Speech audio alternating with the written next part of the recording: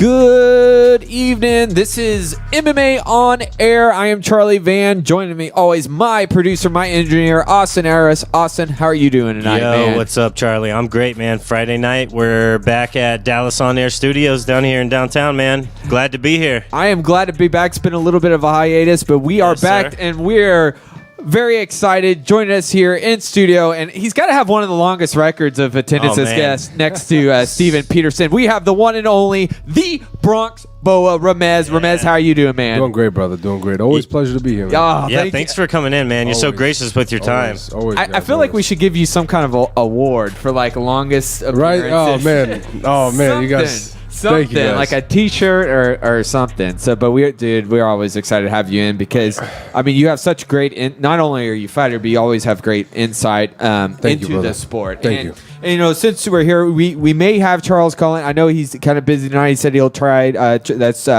Charles Bird, who's coming off his UFC debut victory, and we'll talk about that if he does call it. But we're going to still talk about it. But I want to talk about your fight. It's been a month. I know our schedule's been a little bit different here, so we're glad to have you in here. And let's just recap that because that was a crazy finish over Bilal Williams at LFA. Absolutely. Bilal was a really tough opponent, and we knew that going into the fight. And I had envisioned, finishing Bilal, making sure that I was going to be not leaving the first round. I really wanted to finish him in the first round and truly put a statement win.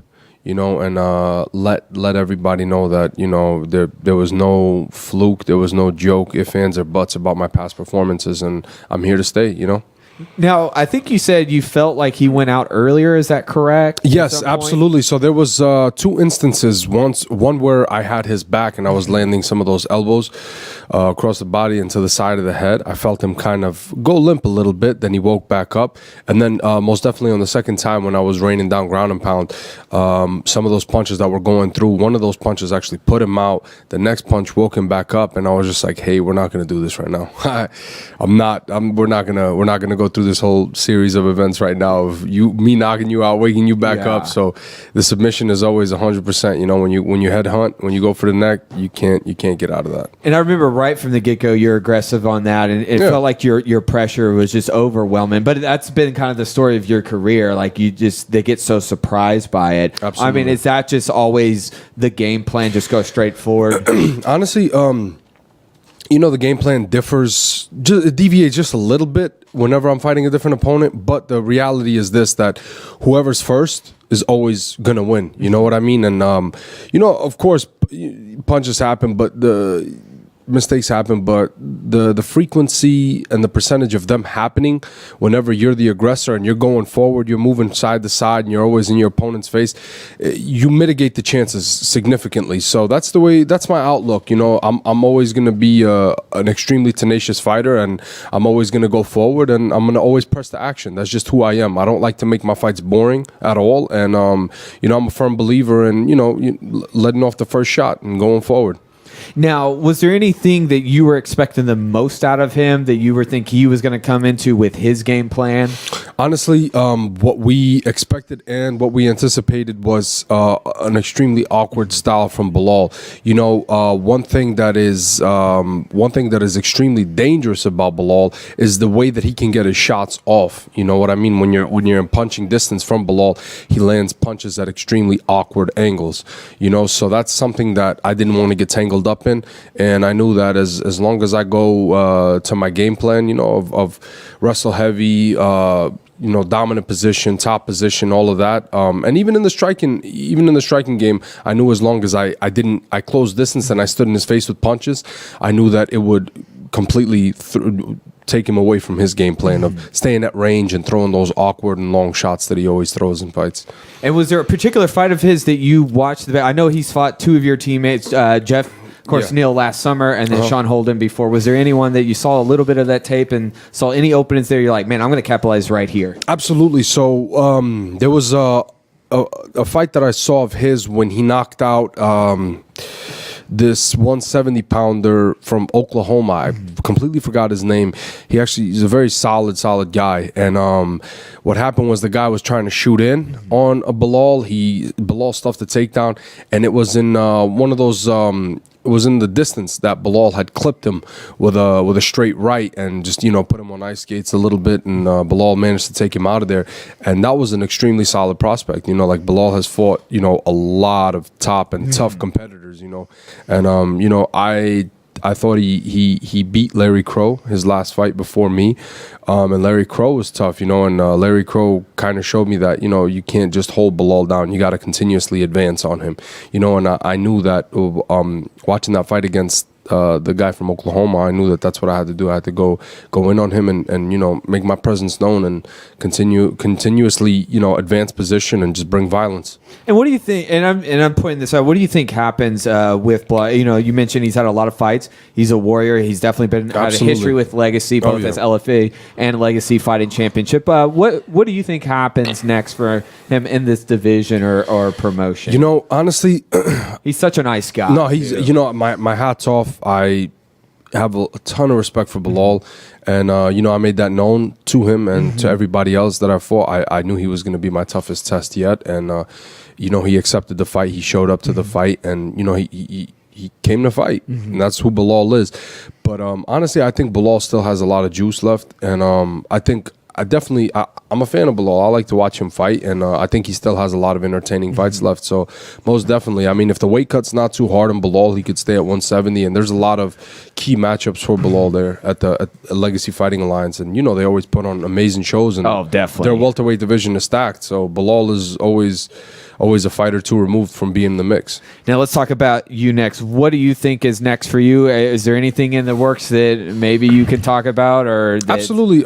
Right now we're trying to work on the LFA is coming back in May. If I don't know the official day yet, but I definitely would love to get on that card. Get a warm up fight. Ever since that, I can't get something sooner. Yeah. So, I would love to fight on that May card, and then summertime we see what rolls around. There's a big event that's coming around, and if I can get on that show, I definitely would.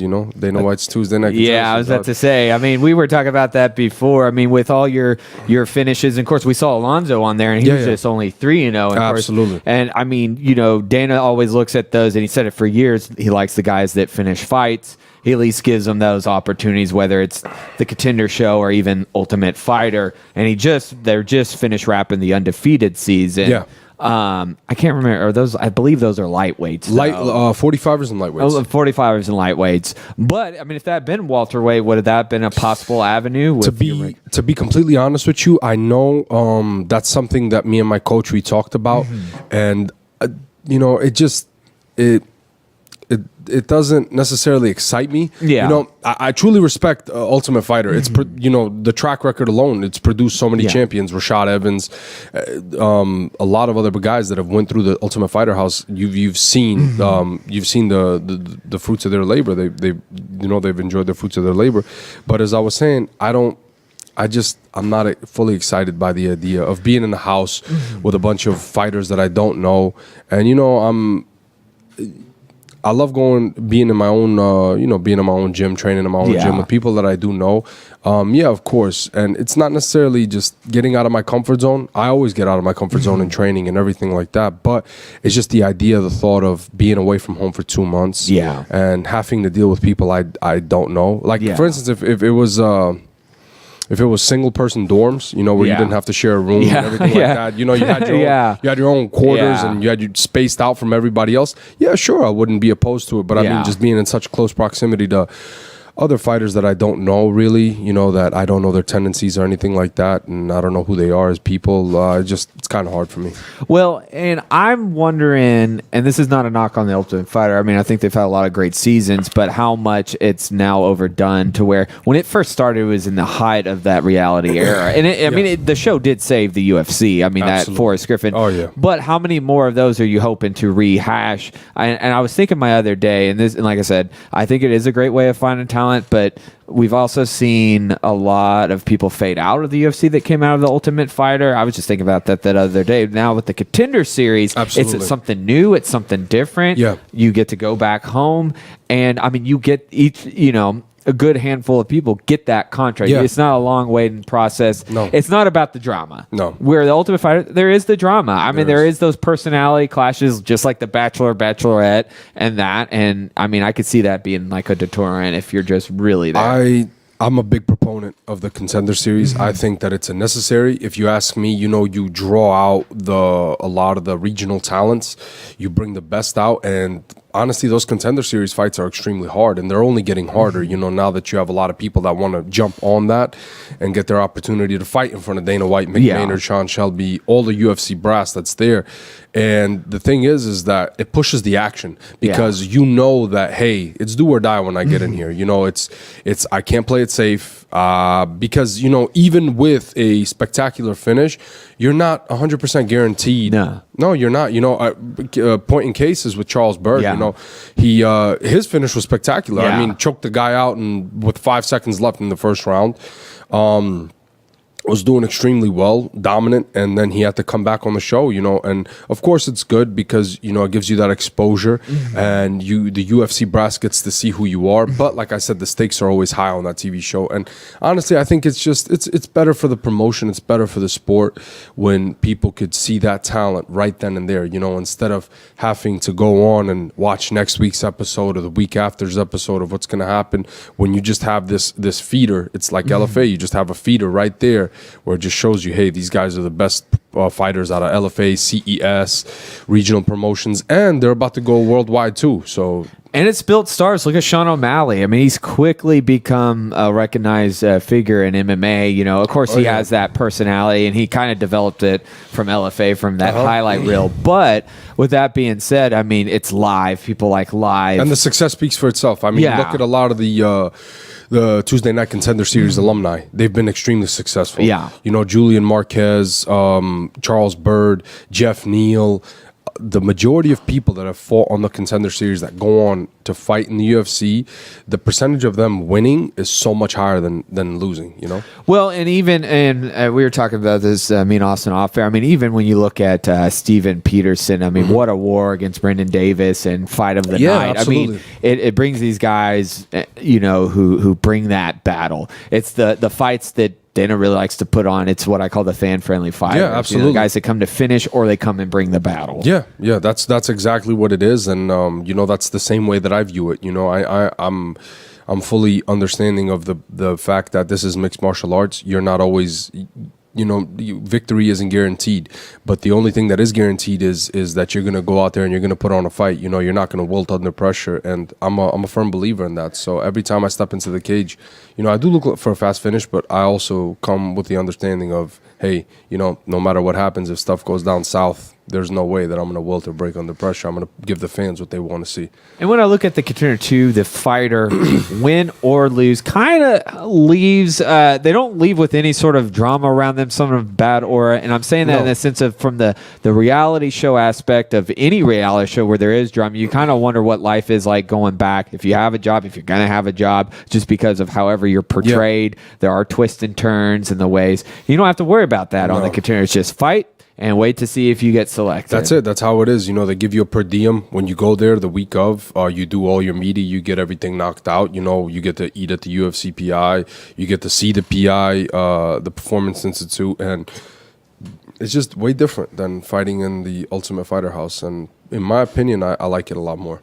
Now, going back to, LFA and that, if the Contender Series doesn't happen right now, do you think you're right there for an LFA title shot?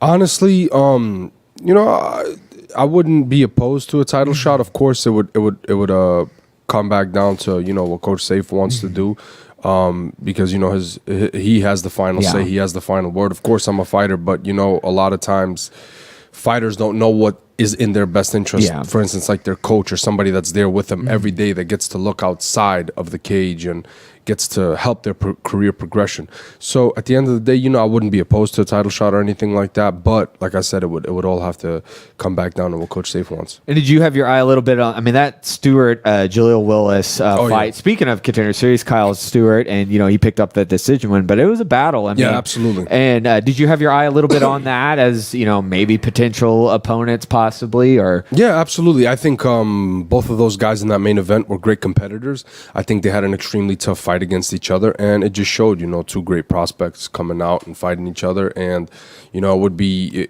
either one of those guys would be a great fight. Of course, you know, I never want to call out somebody that just came off of a loss with Jaleel Willis. He's a great guy, great competitor, and the same thing for Kyle Stewart. Like I said, I mean, if it's down the road that our paths are going to cross, you know, I'm more than welcoming to it. And it sounded like Stewart was pretty vocal about finally getting that shot, you know, being called up, and we'll see what happens for either one of them, you know, that undefeated. But you know, the thing is, it's an exciting time for MMA, and especially an exciting time for LFA, you know, promotion. I just want to say for anybody listening to this, check out Access TV, go watch highlights. LFA puts on some great shows, and they may come to your backyard. They've done Dallas a great service by being consistent here. That's one thing we didn't have for a long time is consistent MMA promotions. And on such a great venue too. Yeah. You know what I mean? And fighting at the Bomb Factory, you're literally in the heart of Dallas. Yeah. Like that's just the way it is. And you know, I'm forever grateful for that, to have that platform that I've had, you know, to showcase my skills on the regional level and even international level. You know, I've had people write to me that told me that they saw my fight that are from the Middle East, that are from you know, Russia and different parts of Europe, and I was like, whoa, I was like, for real? And you know, it's just something that's amazing, you know, that gets you prepared. The cameras and everything like that gets you prepared for the big show. So I'm extremely grateful for that promotion. And you mentioned going back, that venue is great. It reminds me of the WEC days when it was at the Hard Rock Casino. Nice. Just that personal. Well, you know, and I used to go to the Allen Convention Center a lot, and I just felt like it was really too big. Yeah. A little bit. Extremely. Some people like it, but I just felt it was too big. I like the personal, intimate feeling. I liked it. I liked the Allen Event Center, but the only problem that I had was that it would be essentially halfway filled. That's what I'm saying. Yeah. So if it was like all the way filled, if we had sellout crowds, then it would be a different feel. But like I said, I think Bomb Factory caters more to it. You know what I mean? And the greatest part about the Bomb Factory is that you never feel crazy congestion. You know what I mean? It's packed, but it's still spacious essentially. No, definitely. And I mean, I just think, like you said, it's hard, you know, right in the heart of Dallas. I do want to, you know, now shifting gears, you talk about your teammates and that, and I've seen you in a lot of people's, you know, corners. So I want to mention a couple of teammates, and of course, we're fixing to shift over to talk about Charles as well. Absolutely. But a couple of weeks ago, one of your teammates, and I think this guy's absolutely beast, and is Abdul. Over in Brave. Just talk about him, his progression. What do you see the future for him? Because I mean, it looks very bright. It's extremely bright. You know, Abdul's a star in his own right. You know, especially in the Middle East. You know, he's a very big draw out there, and you know, I definitely see, you know, UFC on his horizon, the 155 division. He's a joy. He's a pleasure to have in the gym. He's such a hard worker, extremely hard worker. And like I said, I mean, he's a great training partner. He's a great person as a human being. And, you know, he has an extremely bright future ahead of him. And he's young. You know, he's 22 years old, if I'm not mistaken. And, you know, he has an extensive background, you know, so it truly is amazing, you know, to have somebody like that on our team. He's been fighting since he was 17, correct? Yeah, I believe so. Yeah, so I mean, you know, yeah. So I mean, there's no need to push him. You know, all the experience that he gets, he's gonna get, and by the time that he hits the big show, he's gonna be, you know, hit the ground running, and he's gonna make major waves in that division. Well, and that's a great promotion over there in Jordan, a Brave combo, and didn't I want to say I saw this Kennedy just signed with them, correct? Yes, if I'm not mistaken. Yeah, right now he was supposed to fight in April in Sao Paulo, Brazil, if I'm not mistaken. No, Belo Horizonte. But he still he sustained the hand injury from his last fight. What a phenomenal performance by him and XK. And we're talking about Kenny Nzechukwu, who was also in the Contender Series last summer. Even though he's not in the UFC right now, star on the rise. Yeah, absolutely. Absolutely. You know, just his God-given abilities and, you know, just who he is as a human, you know. And that's the greatest part about our team is just every single fighter brings something unique to the table, but not only are their skill sets unique and phenomenal, it's who they are as human beings. You know, I can honestly look at every single one of my training partners and say I can rely on this person for a lot of things. You know what I mean? I don't have to worry about them, you know, versus other major camps. You know, you don't really know who's going to come in, who's going to go. Yeah. And I could honestly, you know, sit back at the end of the day and say that these guys are just, it's a great group of gentlemen, you know, and I trust them. And with Kennedy especially, you know, me and Kennedy are extremely close, just as I'm close with everybody else. But, you know, with his God-given abilities, and he's a star. He's going to be a star in the UFC as well. And he really utilizes his size well. Some guys who are that size or close to it don't always utilize it, use that reach advantage. Fight big. And he's great at it. He definitely does. I mean, that just going back to that fight, just the way he was utilizing his elbows, the way he was pressuring him against the cage and utilizing. And that, I mean, even though he's, now he's 4-0, that looked like someone who is 10-0 right there. Yeah, absolutely. He showed a lot of. He remained cool and calm under pressure, you know, because we anticipated that guy to come out like a bat out of hell and just swinging and going crazy like that. But Kennedy truly controlled the tempo, and he made it his fight, and he went in there and just dissected him. And Kennedy doesn't. I remember he was on Peterson's radio show once. He doesn't have a martial arts prior background, correct? So he's kind of started. Yeah, absolutely. That's what's so amazing about it. You know, the guy is just 4 years into mixed martial arts. So I mean, there's sky's the limit for him.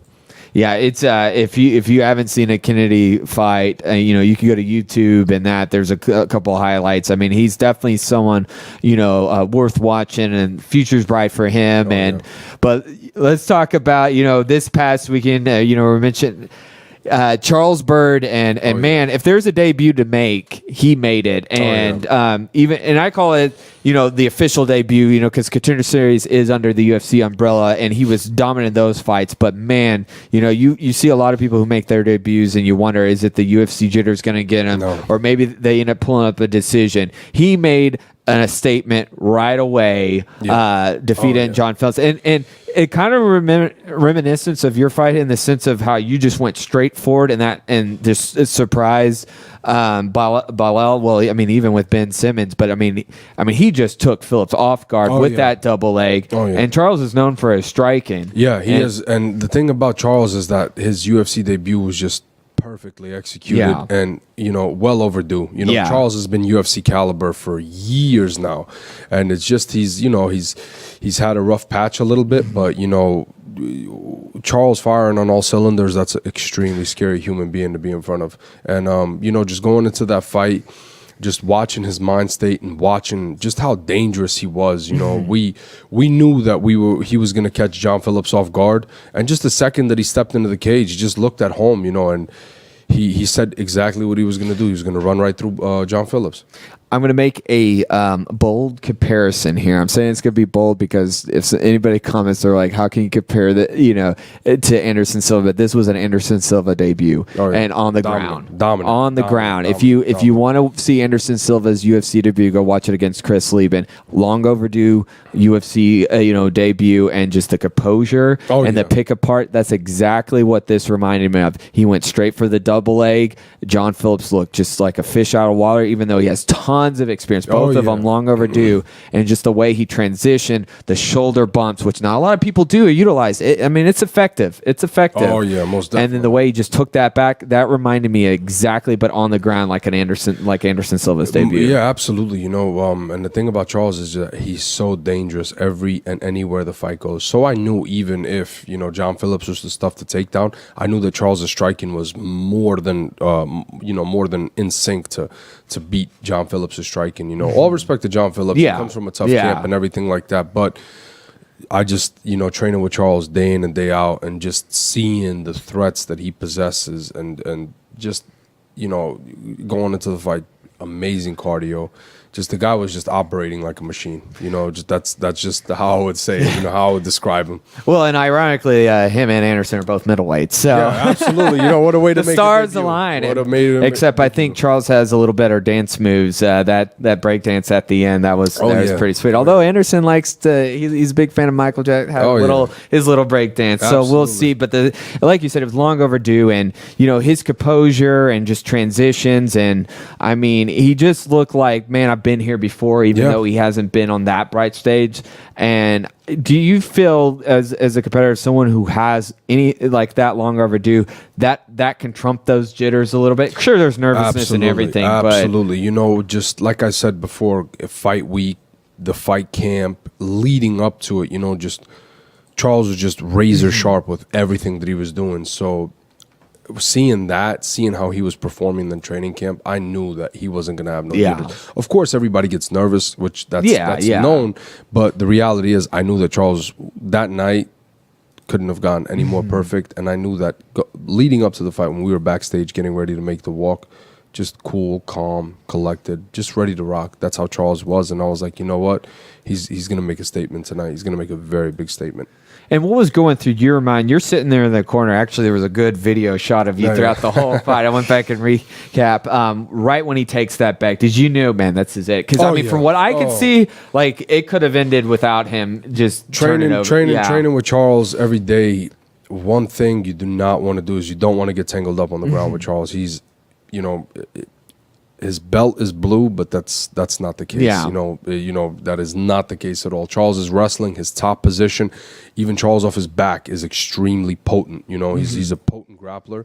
He has a lot of finishes readily available with submissions, with strikes, and you know, I knew that the second that they were in any point in the fight that they were going to get tangled up in a clinch position, Charles was going to dump him, take him down, and just start working his game plan. I had a feeling that if it wasn't going to be a submission, it was going to be ground and pound, but it did end up being a submission. And like I said before, Charles is an extremely potent and dangerous grappler. So once the fight hit the ground, I was like, you know what?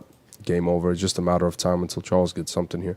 And that's his third straight submission. Oh, yeah. By rear naked choke. Yeah. No, two rear naked choke, and one arm triangle. But both very dominant. And that could have easily gone an arm triangle, too. And, I mean, just the composure. But I've always said that about, you know, Fortis MMA fighters is your guys' composure. And just doesn't matter how big the stage and you're dialed in. And then, you know, Coach Safe does a great job just being that voice. And, I mean, you even see his calm, too. Like, he's not in there, you know, freaking out. Like some coaches, you know, freak out. He's dialed in and focused with you guys. Even I've seen some of our fighters get in dangerous positions before, get in sticky situations in the fight, and nothing ever changes. You know, he'll shout out commands. You know, if it's getting loud, he'll shout, of course, but he will never lose his composure.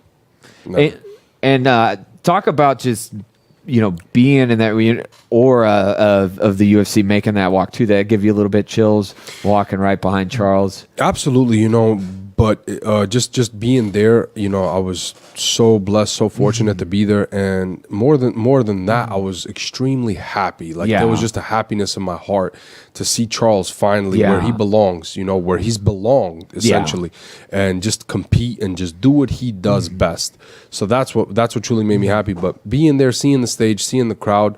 In my heart, I knew as well I belong here, you know. So it's just a matter of time, you know, until I get there and I make my debut, and Charles will be right there with me too, you know. So I can't wait. Can't wait. And it looks like too. I mean, Fortis has made such a statement last, you know, several months. Of course, not just with LFA. You mentioned Jeff Neal last month, and it's even still the fight of the night performance between Steven and Brendan Davis, and now you got Rashad making a comeback in June. People still talk about that first fight with Chase Sherman. So I mean, it looks like, you know, and now there's articles everywhere. Just talk about now, you know, the time being a Fortis MMA fighter. Well, you know, all of this is great. It's amazing to get the exposure that we've gotten. You know, of course, it's all worked hard for, but the only thing that I can honestly say that I can do is continue to work harder and continue to be, you know, to be uplifting towards my teammates and let them know that, hey, you know, the work's not done yet. We still have a lot more to do. We still have a lot more history to write. You know, it's all great. It's fine, dandy, and beautiful what we're doing right now. But of course, you know, the work doesn't stop. Yeah. You know, the work does not stop. You know, because you know it very well. In MMA, you can't take vacation. No. You don't have paid leave. None of that stuff. So the reality is this: that, you know, we got the ball rolling. Now we have to keep kicking it harder and harder. Now, what was your London experience? I've always wanted to go. Oh, it was I've amazing. heard great things. I know Oh. you're a big coffee drinker. Oh, yeah. So if somebody's rolling in there in London, where are some places you recommend going to see? Man, to be honest with you, going to Westminster, Mm-hmm. Buckingham Palace, just all the landmarks. Canary Wharf is where we got to stay. Canary Wharf was beautiful. It was amazing. It's like one of their expensive districts that they have, and it's almost like uptown Dallas kind of. Yeah. And just being there is just amazing. It's a beautiful place. The people are extremely stylish. I felt underdressed a lot of times because Yeah. I live here in Texas. Yeah, we were just casual Americans. We just True. go there. We have sweatpants, sweatshirt, Yeah. and everything. We're just chilling, and everybody's in slacks. The women are beautiful. They're Yeah. dressed up nice. The men are dapper and everything like that. And I'm like, man, I kind of packed wrong for this. I didn't know, but like I said, it's an amazing experience. The food's decent. I Yeah. will say the food's okay. Can't compare to Texas, of course. Yeah, No. Texas has its own world of food. Of food, but the coffee, just the environment, to get to see the amount of history that Yeah. London has. London is older than America. Yeah. Just the city of London alone Yeah. is older than America. It's an extremely big city, and just to get to experience that, to get to see all the landmarks, everything like that. It's, I always tell people, I say, man, we're blessed as Americans. We have passports. We get to go to wherever we want in Yeah. the world and do whatever we want to do. So I would most definitely tell people to utilize a trip like that and go there.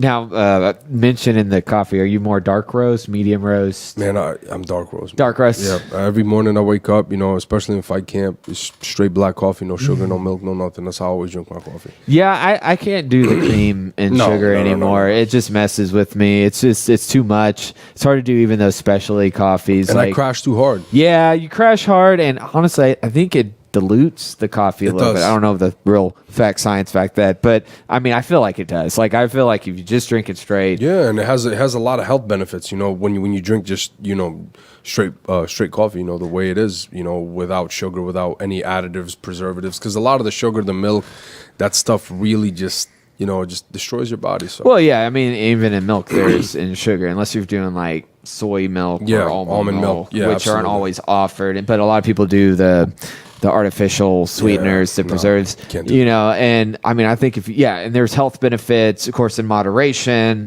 Don't drink like 20 cups a day. Oh no. I know Brendan Schaub was talking about that. Like he has to be on medicine now because he drinks like 20 or something close to that amount of coffee a day. Wow. Just because the acid will eat up inside your Yeah, stomach. absolutely. So it's a lot of acid. so, and I mean, that much caffeine is not, but like a cup or 2 cups, I think it has something to do with, I could be wrong, something with the brain function, with the Yeah. mind.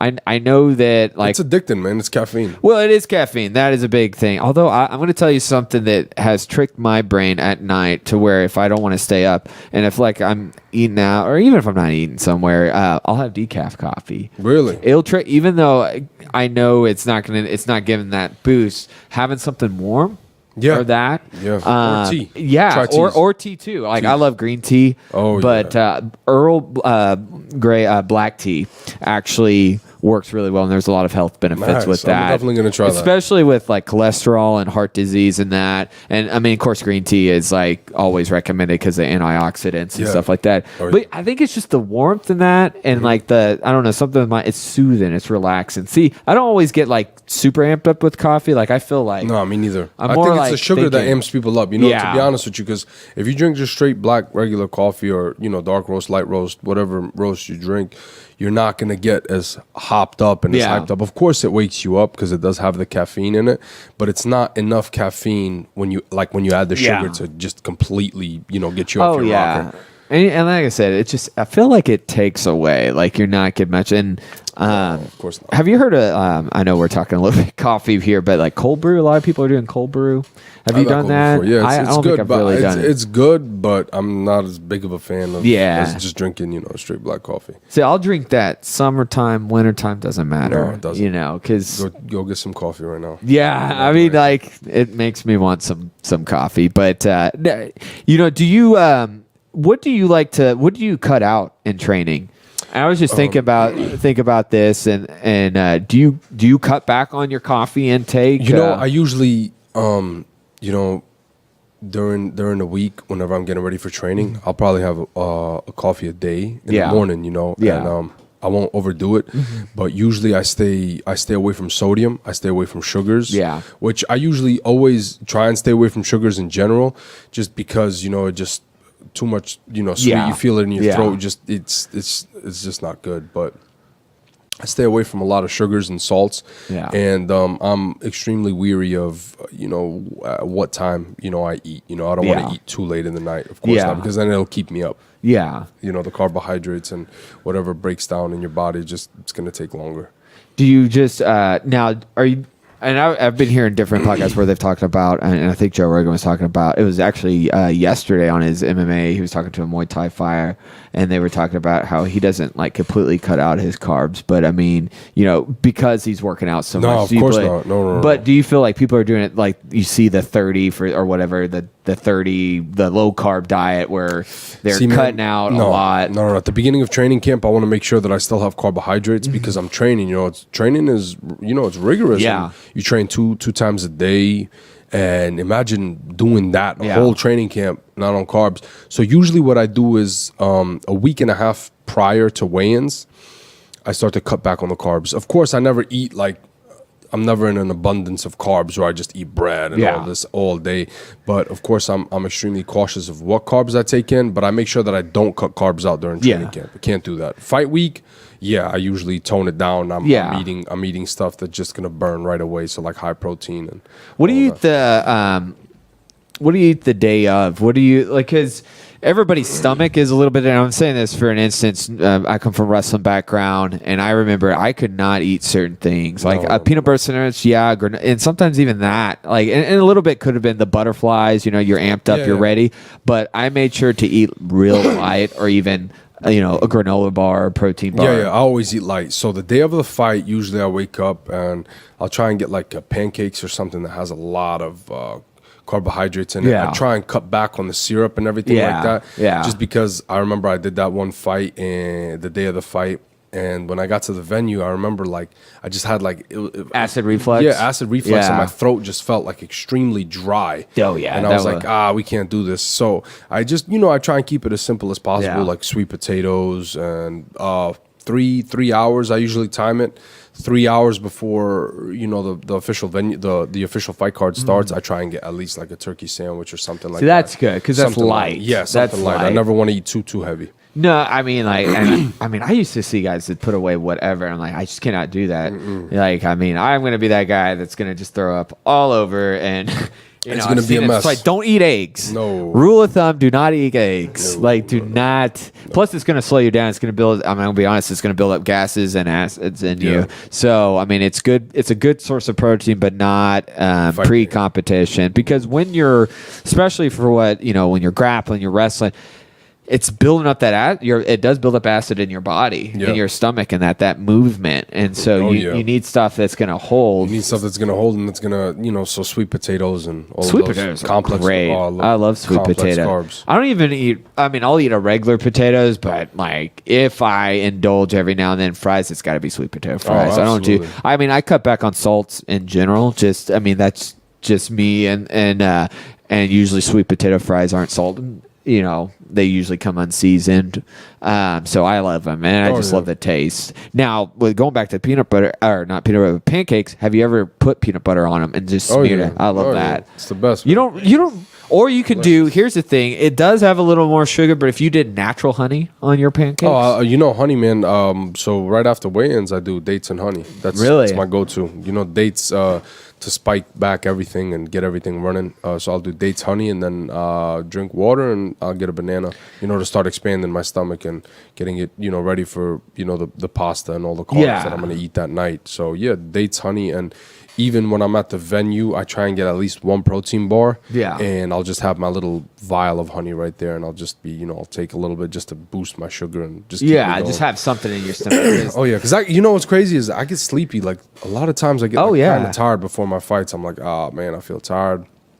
But just that honey is always going to keep me up. Well, your body's so routine, and if you don't eat on a certain time, or if you've obviously if you live a very active lifestyle and you're used to taking in a certain amount of calories and carbs, and you start cutting that out, I mean, you're gonna feel sleepy. Oh yeah, you know, it's not because you haven't been sleeping enough. It's just because you're not putting that certain amount of food in your body. That's exactly. And your body is so routine. I was telling somebody this yesterday at work. Because I've went, to be honest, both pathways where I didn't have the best diet, and then when I would try to eat healthy, I started feeling sick because my body wasn't used to that. Yeah. So you're kind of detoxing, and then when you go to eat healthy, now I really can't eat too much greasy foods in that, or it kills me because I eat a lot better. And so the point is, it's your body's so routine. Yes. And it's in tune with that. Absolutely. That's why some people can just automatically wake up at a certain time and they're good to go, no alarm. Yeah, no. I mean, I can't completely. So, I wish. hey, excuse me, real quick, Charlie. Do you guys want to touch on some upcoming fights? Yes. And So we'll get some insight on some fights coming up. We'll let's go back to that London card. I know we were talking about food a little bit and diet. So I want to recap because you were there. Let's talk about Volkov and Verdum, because I think Volkov is the silent killer in the heavyweight division right now, and he looked like he solidified that title. Absolutely, shot. You don't just put Verdum out just like that, and not get anything in return. I think he should be next in line at heavyweight. To be honest with you, I don't think that. I don't think that there's many contenders. Like Volkov, of course, Ngannou's he's coming off the loss to Stipe, so I could definitely see, Daniel Cormier is retiring, so it's just it's rough, it's weird, but I do think that Volkov deserves the next shot. I think he does. I mean, that was such a dominant performance over Fabricio Verdum. I mean, not just the finish, the way he was able to defend from the takedowns, which is not easy from a guy like Verdum. No. He didn't play Verdum's game on the ground. Very physically strong guy. I don't think he's highly promoted like he should be, but now people know. Yeah. Now people know. Absolutely. He made a statement.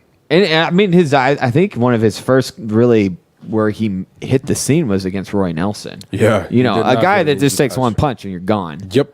And he just went in there and he just thoroughly outclassed Roy Nelson. And I mean, that's what Stipe did. Stipe had to really push up and have that big, huge win, which honestly was, in my opinion, Mark Hunt. Yep. That was very dominant. And of course, you had the battle, which I thought could have gone his way against Junior Dos Santos the first time. Yeah. He made up for that later. But, I think some of these guys have to have that one perfect opponent, and it should be Volkov. It is funny, though, some other MMA news. It looks like, Lewis and Francis Ngannou, I mean, they're going back and forth. That's an Will we interesting finally fight. see it? I want that so. fight so bad. Yes. It makes sense. Yes. Both are Such an awesome fight. It makes sense. Even though Lewis is coming off a win and Francis is coming, it doesn't matter. It's about just having fun. Yeah, UFC threw that away with two fighters coming off of wins. Now you have two fighters that are fighting each other coming off both losses, or one fighter coming off a loss, the other coming off a win. And it's all about styles make fights. And at heavyweight, you can't ask for too much at heavyweight. You just got to take what you get essentially. And a fight like that is major. It's big. It's a big fight, and I mean, look at Dustin Poirier, Justin Gaethje. One's coming off a win, and that's just about a battle right there. That is a That's fight. guaranteed Poirier, violence. that's a fight that Poirier likes and Justin likes, and fans like. The fans like it. I mean, the fans love Very it, and that's why fan-friendly. the Derek Can't Francis. You got to make that fight. I know Francis is hoping for Brock. That's not going to happen. No. Let's get realistic. Yeah, I mean, he's got his whole drug thing, the suspension, and I mean, he's almost 40, and I just don't think It makes no sense. he won't make money from Francis, No. unfortunately. I mean, just in that sense, it has to be somebody that really, is going to draw him in. Oh, yeah. And honestly, I think the whole reason why he came back before is when Connor fell off, that was their wild card. Yeah. That was their one. Brendan Schaub kind of talked about it, and I think it was true that it's like, hey, if you retire, but if you ever come back, can you save on a big card? And I think that makes sense. It does. It was too Olivalo said it. Yeah, but like I said, I mean, it just right now, Derek Lewis. Derek, make that fight happen. Another great fight that looks like it's not officially signed, but all the reports signed that it's going to happen. Darren Till versus Wonderboy Thompson in Liverpool. Love it. Oh my gosh. And here's the thing. Like, yes, Darren Till, and I like Darren Till, is on a rise, but man, if there's a guy who can find a way to win, is so crafty and good, it is Stephen Boy Thompson. Yeah, absolutely. I have a feeling that somebody's going to get knocked out. To be absolutely honest with you. I hope so. Yeah, because the reality is that Darren Till, he's going to go forward, and either Darren Till's going to get knocked out or he's going to knock Wonderboy out. Because Darren Till, he doesn't wait on nobody. He waits on nobody. He's a really big 170. Here's the thing. If Till gets it done, he has to get it done early because the later rounds favored Thompson. Always. And he looks for that time, and that's what Anderson did so best. He wasn't always pressing for it. He was waiting for you to read, and then when you saw any time slowing down your timing, boom. Because, I mean, Wonderboy is the 170 Lyoto Machida. Yes, he is. And what Lyoto did well in the past is the same thing. Remember, Thiago Silva tried to bull rush him. What happened? Boom, counter. Counter fighters like that. But what Till needs to do is stay patient and not chase after. Yeah, absolutely. But that's an extremely good fight. Yeah, that's the fight that needs to happen. And then you were reading before the show, it looks like Kumar Usman finally found a dance partner against Santiago Ponzinibbio, who is, of course, coming off of that win against Mike Perry in December. Mike Perry, right? Yeah. Oh, man, this is a great fight. Kumar is a beast. He doesn't get enough promotion, I feel, in this division. Yeah. And this is the fight. This is the fight to make. I know he wanted Colby or, talks to Darren, but this is the fight because this is the absolute fight to make, and I think it's a tough test for both guys. I mean, it's really all gonna come down to who's gonna get off first. Who's gonna implement their game plan. If Santiago Ponzinibbio can stop the takedowns and stay in Kamaru's face, it's Santiago Ponzinibbio's fight, and vice versa. If Kamaru can get in there, just wrestle and use his wrestling, use some of his submissions that he has, he could definitely get it done against Ponzinibbio. And it's what a landscape 170 is, right? Oh man! Well, another rumor, and that's not official, is RDA versus Colby Covington for an interim welterweight title. Which, it doesn't really make sense. Why? In my opinion, I mean, Tyron's on her. Think about it, guys. Think about it. So basically, you have the whole history with Colby and the Brazilian fans. Yeah, and him, just calling them every name in the book, and then you have literally a poster boy. RDA, who came up from being 0-2 in the UFC to doing what he's done and winning a 155 title, coming back, rattling off 3 straight wins, and his most recent win, a dominant decision against Robbie Lawler, and having him fight Colby Covington in Rio de Janeiro. I mean, that's. I mean, I don't like the fight personally. I think that there's a lot more other fighters that are more deserving than Colby Covington. But I think from a promotional standpoint, it doesn't get no better. Well, here's what I think with the interim title, and I've heard the argument before, or it's not really an argument that, I mean, for a lot of casual fans out there, it's easier to sell a title. They want something on the line. Yeah. Something stakes. Like this fight doesn't need to be for it just could be a title eliminator on a fight night or a co-main event. And I mean, we would, as purists, would love it. Yeah, title. But to sell it on a pay-per-view or anything like that, you're going to have an interim. What's wrong with Woodley? Shoulder? I think his shoulder surgery, if I'm not mistaken. Shoulder surgery. I know he's got other projects going on right now. He's he kind does of stuff with TMZ. I know that for sure. And he's been in movies, but I think it's the shoulder, and shoulder takes a long time. And if he comes back, I know they're going to do the interim for the 170 belt, but is that the fight for him? I mean, he may not have an option because there's really no super fight for him now with GSP gone, and honestly, like I think for a while he wanted Bisping, and they work together, but that would have been interesting. But Bisping no longer Nate or Nick Diaz isn't really a super fight, and to be honest with you, I think that they should probably, which they probably will, pay Tyron more. But the reality is that there are so many more challenges. I mean, you're talking about there are 2 weight classes that are side by side, 155 and 170. That once you win best weight classes, once you win a belt in that division, you just have to understand and anticipate to fight the best fighters in the division. Here's what I think. Here's the crazy thing. Whether it's Tony or Khabib that wins, let's say Conor, either Love one that of fight. them would be interested at 170. Tony won the Ultimate Fighter at 170, and man, we haven't seen and Khabib cuts a lot to get to 155. Either one would be very interested, and Khabib has thrown around heavyweights. Yeah, but here's the He'll other go thing. up eventually. Yeah, he'll go up eventually. But here's the other thing, though, is that if Khabib wins or if Tony wins, they still have. Man, you look at the whole roster for 155 and 170. Everybody in the top 20 is dangerous. Oh, definitely. I think there's some interesting fights. I agree. It just feels like the UFC keeps on pushing some of these super fights. But the only thing is compared to DC and heavyweight, heavyweights sell those super fights a little bit better. Yeah, it's kind of the because monster. there's not many And 205 is at a standstill more than heavyweight is, in my opinion. I think, and plus Cormier has the championship history at heavyweight. Yeah. He was a heavyweight wrestler. Strike Force. Yeah, Strike Force. Heavyweight Grand Prix champ. Cormier is going down as one of the best. He is. He has to. hands He down. has He to. beat Hands Stipe, down. and here's the thing, and I love Stipe, but there's no wrestler in the heavyweight division That can give you ever problems. that's been like Daniel Cormier, not even Randy Couture, because Randy Couture was truly a 205er, even in the heavyweight. I mean, it's kind of like in boxing. The boxers back in Muhammad Ali, they would not be heavyweights today. No, they wouldn't. So, I mean, I even think Cormier is a better wrestler than Brock Lesnar. Yep, honestly. I honestly think Cormier is probably better than really Kane. I mean, that was His track coach. record. His track record speaks for itself. I mean, the only one that I think is the best wrestler in American history outside that is probably Kyle Snyder. Kyle Snyder. What else? David Taylor. all those guys. David Taylor. I mean, even you look at Kel Sanders and stuff like that. But as heavyweight, I mean, Kyle Snyder is a beast. Easily. Will he go MMA? Who knows? I think he'll go for Tokyo one more time to defend the belt. I think he's only 21. Yeah.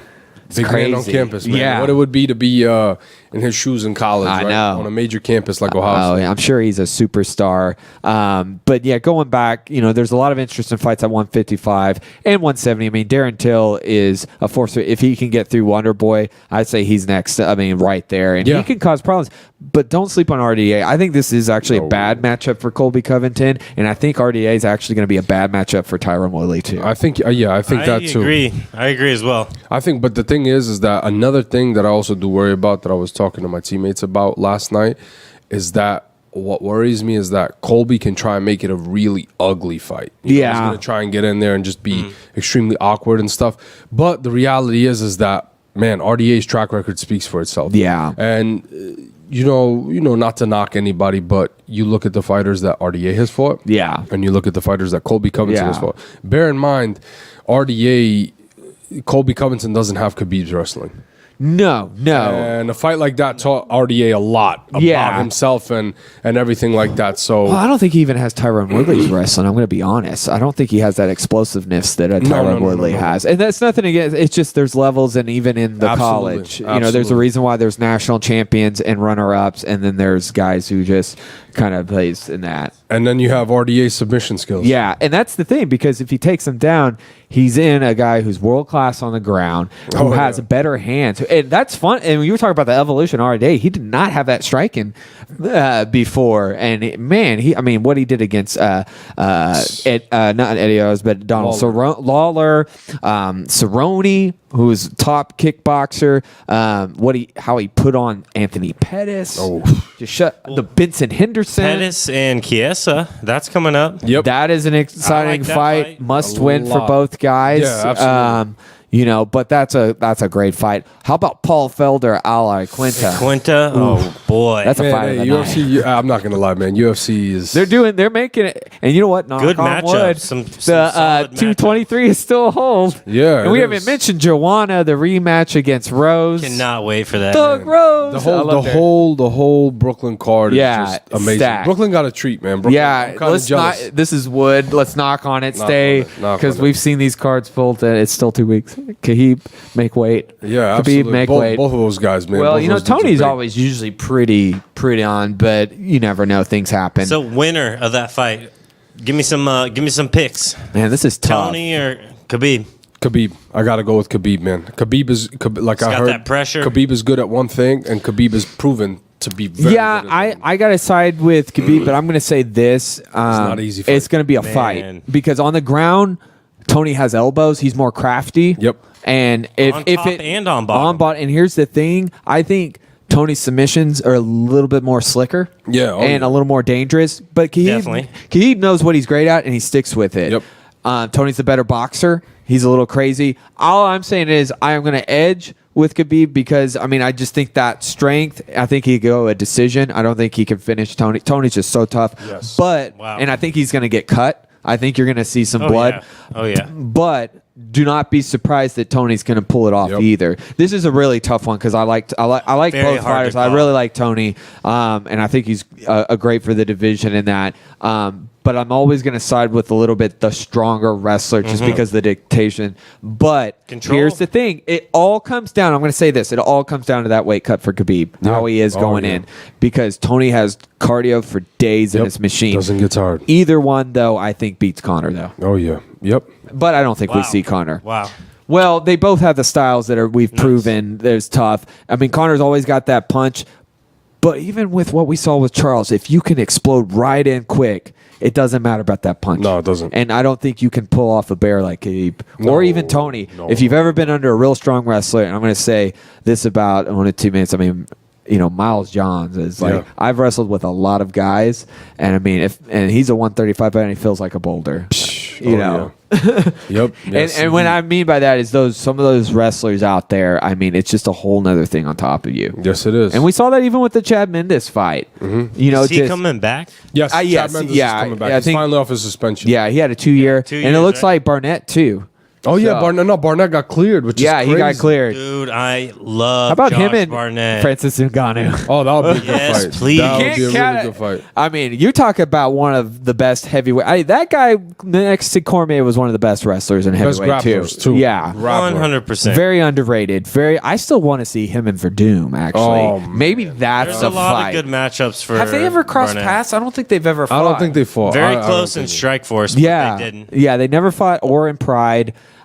That's the fight to make. Yep, that I mean, is- give Verdum a little bit of time. I mean, it's probably going to take Burnett a little bit. Yeah. Get back in the swing of things. I mean, not that he's backed off of getting training, a little but bit old, isn't he? well, he's getting old. But I mean, I Older. think for heavyweights, it's a little bit different. I think Way different. compared to the younger. I True, mean, if you true. look, Randy Couture didn't even start fighting until he was 34. Yeah.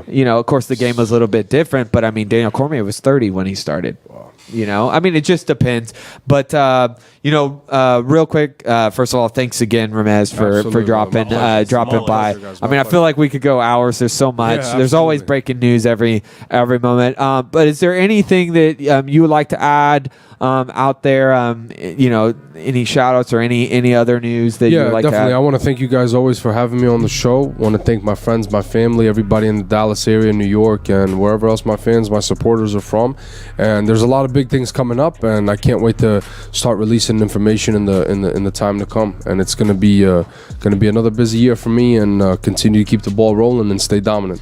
Well, and I just want to say real quick, and once again, we always love to have you on. You're always welcome, and we will be back next Friday. But we just want to give a shout out to Always Fight Fit Lifestyle for help course. supporting the show. If you want some great gear, and hey, summer's around the corner, get a tank top for them. They have some awesome yeah. tank tops. A lot of great shirts there. Go to fightfitlifestyle.com. All right, once again, this is MMA On Air. We will be back next Friday night. I'm Charlie Vann. Always joining me, Austin Harris. You have a good Friday.